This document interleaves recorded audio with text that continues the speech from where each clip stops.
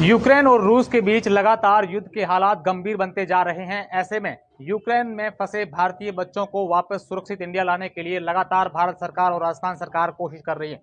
ऐसे में बाड़मेर निवासी एक छात्र एमबीबीएस जो पिछले करीब 6 वर्षों से वहां पढ़ाई करते थे और अब वे वापस कल दिल्ली से जोधपुर लौटे हैं और जोधपुर लौटने के बाद आज बाड़मेर पहुंचे हैं। छात्र यूक्रेन में रहकर पढ़ाई करते थे और इनको लेने के लिए बाड़मेर से जिला प्रशासन के अधिकारी वहां पहुंचे थे और अब ये छात्र अशोक कुमार बाड़मेर जिला कलेक्टर लोक बंधु से मिलने आए हैं। इनसे जानते हैं कि क्या वहां स्थिति थी, किस प्रकार के हालात थे और किस हालातों में वे यूक्रेन से वापस इंडिया लौटे हैं। अच्छा अशोक, कौन सा गांव है आपका, प्रॉपर कहाँ से? मेरा गांव बिसरनिया है, चोटन तहसील में धनाऊ ग्राम पंचायत है।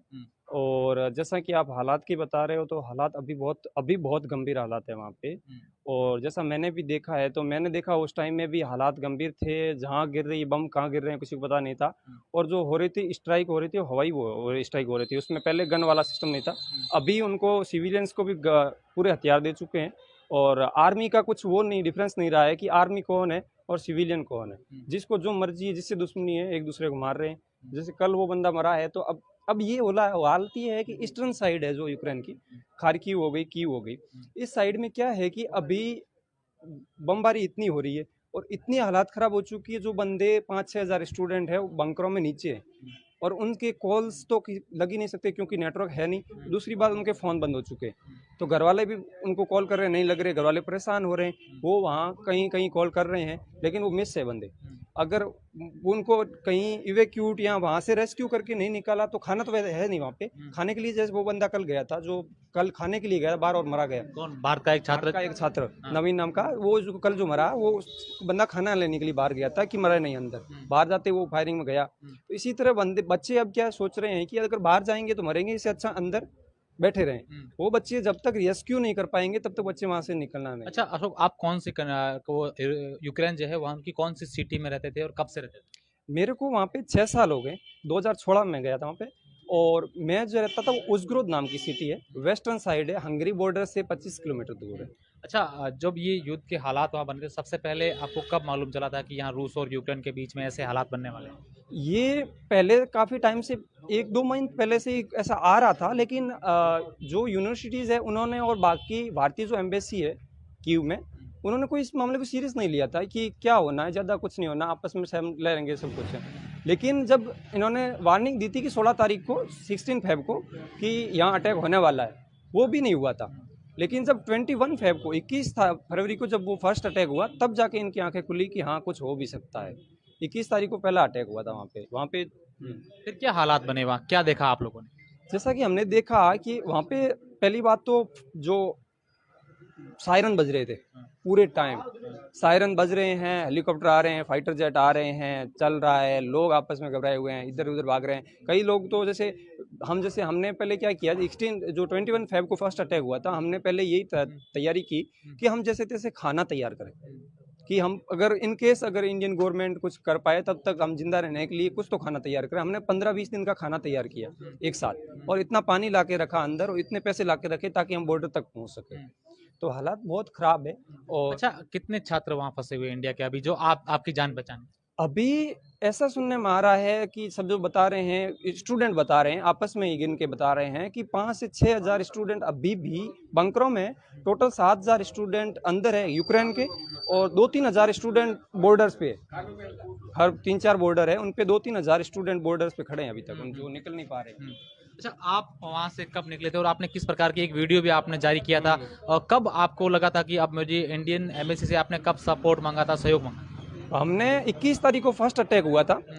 21 तारीख को हमें लगा था कि हमें यहाँ से निकलना चाहिए 21 तारीख को, लेकिन 21 तारीख को हम नहीं निकल पाए क्योंकि इंडियन एम्बेसी का ये स्ट्रिक्ट नहीं था कि आपको निकलना है।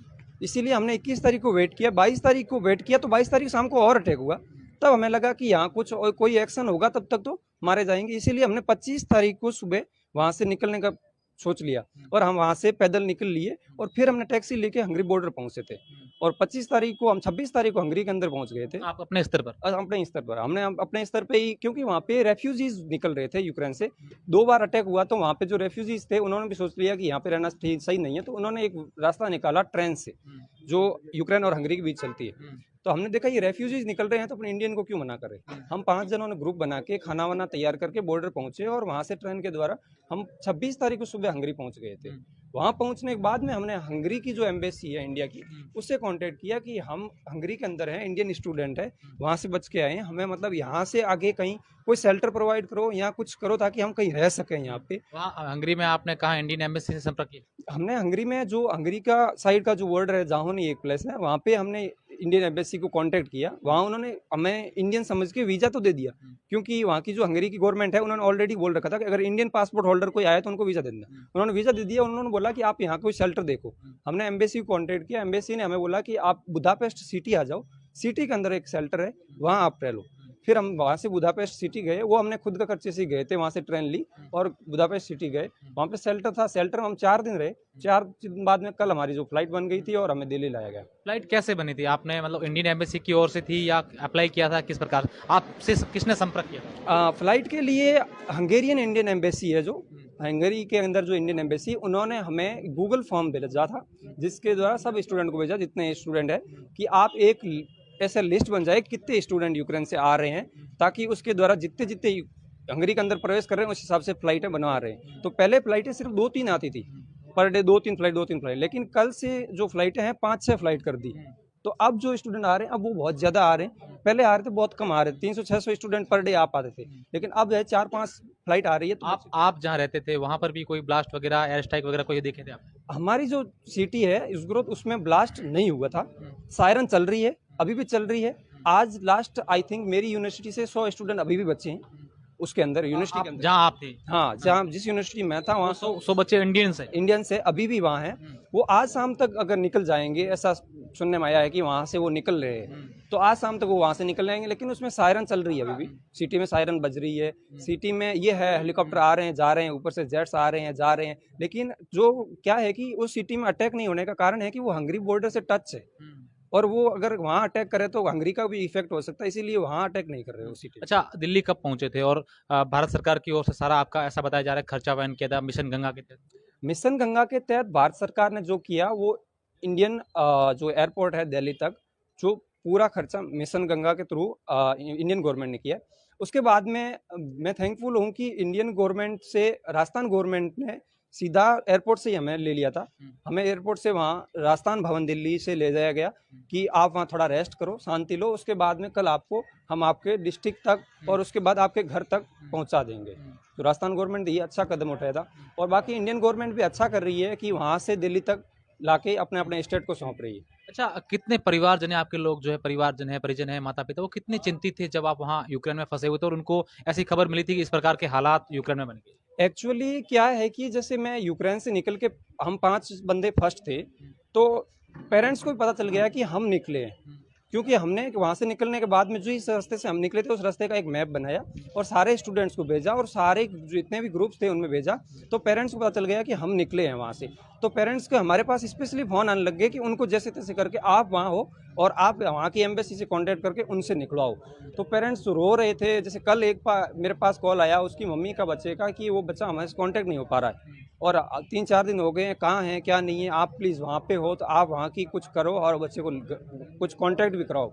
तो हमने वहाँ ट्राई किया इंडियन एम्बेसी हंगेरियन में, और वहाँ से कॉल करवाने के बाद में वो बच्चा बॉर्डर पे था, उससे बात भी हुई कि मैं बॉर्डर पे हूँ और 1-2 घंटे में बॉर्डर क्रॉस कर लूँगा और मेरा फ़ोन बंद है। तो ऐसे मतलब बहुत कॉल आ रहे हैं उनके पेरेंट्स के भी कि आप रो रहे हैं बच्चे, क्यों पेरेंट्स तो हमेशा परेशान होती है, पेरेंट्स परेशान बहुत है। अच्छा, एक चिंता अभी आपको ये भी होगी कि जिस प्रकार से आपने, किसी ने 6 साल, किसी ने 5 साल, किसी ने 4 साल वहाँ पढ़ाई रखी है MBBS की, अब इस प्रकार के हालात हैं, तो अब आपकी डिग्री को लेकर, आगे जो पढ़ाई की उसको लेकर चिंता नहीं है कि क्या होगा आगे?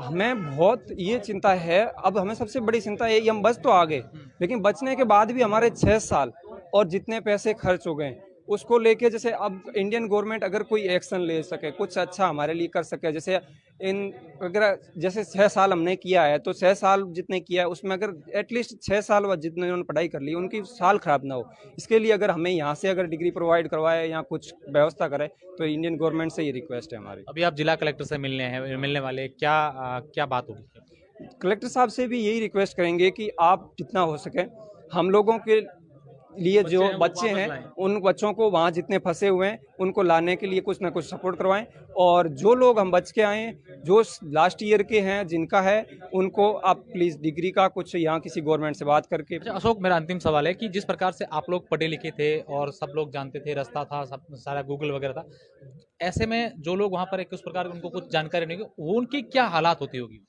ऐसा है कि जैसे हम लोग हमें 6 साल हो गए तो उस कंट्री के बारे में पता चल गया था। जैसे फर्स्ट ईयर के स्टूडेंट है पहली साल ही, उनको अभी पता नहीं था, 1-2 महीने पहले गए, उन बच्चों की बहुत हालत खराब है।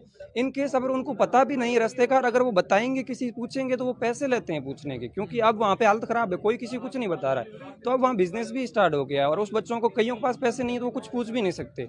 तो बहुत हालत खराब है, फर्स्ट ईयर जो सेकंड ईयर बच्चे हैं उनकी हालत खराब है। अच्छा, ऐसा बताया जा रहा है कि बच्चे 4-4, 3-3 दिन से भूखे बैठे हैं वहाँ। बैठे हैं। जैसे मैंने बताया है कि जो खार्किव और कीव सिटी है उसके अंदर अंडरग्राउंड में बच्चे हैं, जो जो बंकर्स में बैठे बच्चे हैं, उनके पास खाने को नहीं है, कुछ भी नहीं है, ना पीने को है। वो जैसे तैसे करके एक बार जीवन गुजार रहे हैं, हो सकता है कितने दिन की है वो उनको कुछ पता नहीं, ना उनसे पेरेंट्स से कांटेक्ट, और मिसिंग है बच्चे वहाँ पे जितने भी है। निश्चित रूप से जो यूक्रेन और रूस के बीच विवाद बढ़ा है, युद्ध के हालात जो है वो गंभीर बनते जा रहे हैं। ऐसे में इंडियन जितने भी बच्चे वहाँ फंसे हुए हैं, उनके परिजनों को कहीं ना कहीं इस बात की चिंता है कि किस प्रकार से उन बच्चों को सुरक्षित वापस इंडिया लाया जाए।